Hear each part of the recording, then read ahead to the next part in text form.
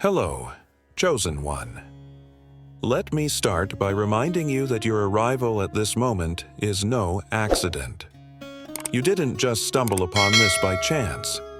Divine timing orchestrates events, and you found this message because it is the precise season meant for your ears. Reflect on this. How many instances have you pleaded, "God, are you still by my side? Am I walking the right path? Did I overlook something?" Yet, despite it all, here you are, breathing, standing, and seeking still. And all the while, God continues to whisper, "Yes, I am here. Yes, I have never forsaken you. Yes, you are further along than you realize." In truth, the trial you endured has come to an end. You now stand on the other side, even if victory doesn't yet embrace you. The scriptures in Isaiah 43:2 assure us, "When you pass through the waters, I will be with you, and through the rivers they shall not engulf you. When you traverse fire, you shall not be consumed." Observe how God mentions, when, not if. You have journeyed through, and your strength is greater than you comprehend. Life often draws us away from what truly matters. We become overwhelmed by the material world's clamor, the relentless whirlwind of news, the demands to advance, create, succeed, and simply endure. Amidst this chaos, we sometimes overlook that change has already birthed within us. We anticipate transformations to arrive with grandeur, heralded by fanfare or dramatic signs. Yet genuine change whispers softly, entering like the night breeze. It doesn't crash in, it eases its way in. 1 Kings 19:12 speaks of how Elijah found not God in the wind, earthquake, or fire, but in a gentle murmur. That's often God's way. If you allow yourself to be still, if you pause long enough, you will recognize that the whisper has already altered your spirit. You were not forgotten. You were not deserted. You did not miss your chance. Transformation simply arrived in an unforeseen manner. Think about the times you've reached out in prayer. You sought strength from God. But how does strength manifest itself? Not through ease, but through challenges. James 1:2-3 reminds us, "Consider it joy when you face trials of many kinds, for you know that the testing of your faith builds perseverance." Strength was cultivated within you as you confronted and overcame obstacles.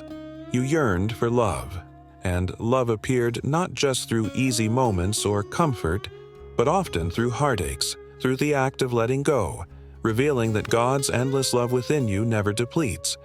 You prayed for abundance, yet rather than plentifulness immediately, scarcity came your way. Why? Because God wanted you to realize true wealth flows from within, not from external gains or losses. Philippians 4:12-13 says, "I know what it is to live in humble means, and I know what it is to experience abundance. I can endure all things through Him who empowers me." You needed to traverse both paths to fully grasp the depth of blessing. This is how divine lessons emerge. This is God's way of shaping His vessels. And here's a truth I hope you'll embrace today. You have already triumphed through the trials. You've withstood the tempest. You have passed through the valley of the shadow of death and emerged unbeaten. Psalm 23 does not state you will dwell in the valley. It assures you will walk through it. And you did, even if unnoticed by others. Even in the moments when your prayers seemed unheard and your strength appeared depleted, you continued onward. Your journey wasn't merely about surviving. It was the making of a vessel capable of holding the blessings you sought. God does not impart His gifts without purpose. He chooses vessels, hearts that are prepared, minds kept steady, and souls that will honor His gifts. As 2 Timothy 2:21 proclaims, "If anyone cleanses themselves from what is dishonorable, becoming a vessel for honorable use, set apart as holy, useful to the master, ready for every good work," that is you. You have been refined through fire, molded by storms, tested in silence, and entrusted with more than you realize. Yes, uncertainty sought to bury you. Yes, comparisons attempted to rob your joy, But God was never surprised by your questions or struggles. He witnessed every tear. He heard the groans too deep for words. Romans 8:26 reminds us, "The Spirit intercedes for us with groanings too profound for words." Even when your prayers were unspoken, heaven heard the cries of your heart. Here's something often overlooked. Challenges repeat until the lesson is learned. You've left places, walked away from relationships, and made choices puzzling to others.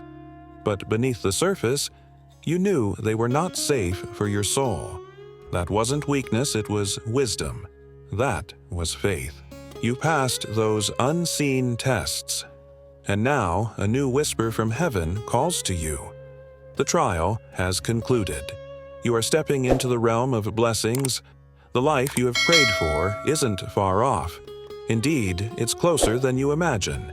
It may not arrive with loud declarations, but it will reveal itself through alignment, through opportune moments that seem tailor-made for you.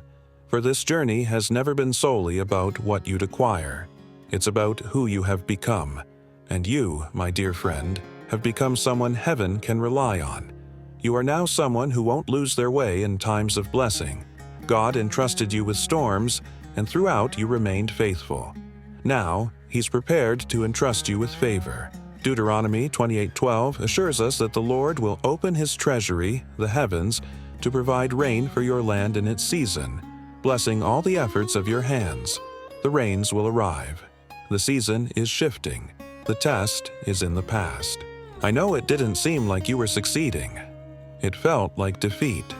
It was silent. It felt like an eternity of waiting. It felt like others misconstrued your path, belittled your pain, reduced your journey to maybe it just wasn't meant to be. But they couldn't see what God saw. They couldn't perceive that you weren't being punished. You were being prepared for something more profound, sacred and lasting than what you initially asked for. Because strength doesn't arrive in decorative packages. It emerges from remaining upright when storms should have brought you down. Love isn't always defined by someone remaining by your side. Sometimes it's discovered through departures, compelling you to find God's eternal love that never wavers. Abundance isn't demonstrated in surplus. It reveals itself in times of shortage, when you understand that joy isn't dictated by your environment. Because the mere fact that you're still here, taking in these words, signifies you have prevailed. Perhaps you stumbled. Maybe you shed tears. There were moments you wanted to surrender 100 times, but you never turned away from God. And God never turned away from you. Heaven observed the nights you wrestled with doubt, yet still sent forth a prayer.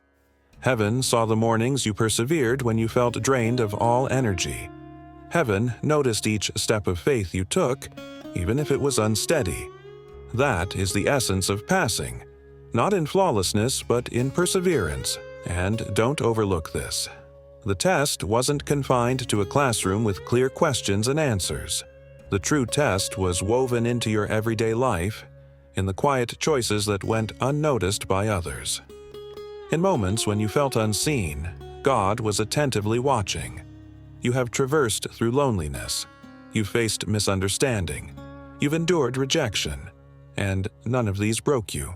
They molded you. The very uniqueness that caused others to distance themselves is now what distinguishes you as chosen. The loneliness that once ached became the fertile ground for developing a deep relationship with God. And that intimacy is your sturdy foundation. So don't be startled when new pathways open wide before you. Do not doubt the happenings when your name is mentioned in places you've yet to enter. Do not hesitate when favor seems to outrun your uncertainties. This isn't by accident. This is the result of your unwavering faith. You haven't missed your opportunity. You didn't fail your mission. You persisted. And now, heaven is ready to acknowledge it. The blessing won't just be a quiet reassurance. It will be overt, visible, undeniable. It will move even the skeptics to say, only God could have accomplished this. But keep in mind, the blessing is not about proving skeptics wrong. It's about affirming God's steadfastness. affirming that heaven was correct in trusting you with responsibility, with influence, with legacy. So even if fear still lingers, even if questions remain, move ahead nevertheless, because readiness is not about the absence of fear. It's about the courage to proceed despite it. Joshua 1:9 encourages us, "Be strong and courageous. Do not succumb to fear. Do not lose heart, for the Lord your God will accompany you wherever you go." You have never been alone in this journey.